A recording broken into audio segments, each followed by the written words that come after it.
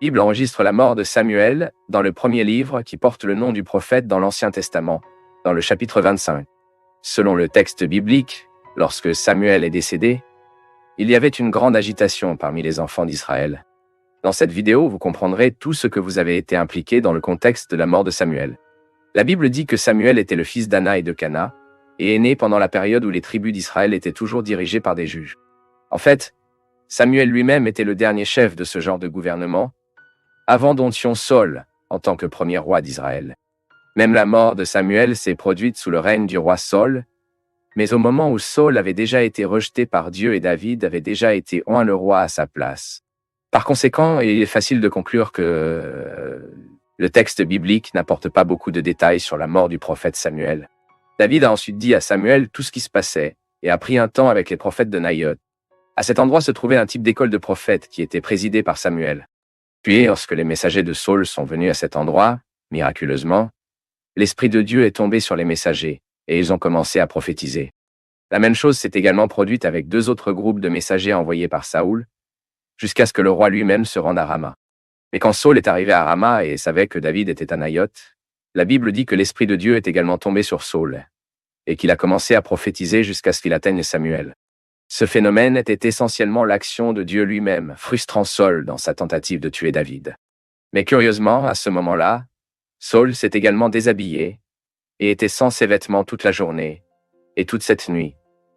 Alors que nous lisons premier livre de Samuel, chapitre 19, entre les versets 18 et 24.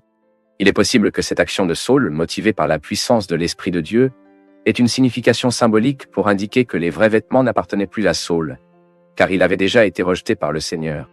En d'autres termes, David avait déjà été irrévocablement choisi comme roi d'Israël au lieu de Saul. C'était la dernière fois que Samuel était cité dans la Bible avant sa mort. Après cela, à la mort de Samuel, la Bible dit que son corps a été enterré chez lui à Rama. À cette époque, tous les fils d'Israël se sont rassemblés et ont pleuré pour la perte de Samuel. Mais après la mort de Samuel, le prophète est à nouveau cité dans la Bible, mais d'une manière quelque peu énigmatique. Ceci pendant la fin désastreuse du règne de Saul. La Bible dit que le roi Saul a demandé une fétice parce qu'il voulait consulter Samuel après avoir été tué. Car Dieu ne l'a pas répondu. Et dans le premier livre de Samuel, dans chapitre 28, la Bible dit que, d'une manière surprenante, la figure d'un homme âgé enveloppé dans une couverture s'est manifestée à cet endroit. Et cela semble avoir été si inattendu qu'il a laissé le sorcier lui-même apparemment effrayant. Et cette figure qui s'est manifestée là-bas a parlé à Saul et a annoncé sa destruction.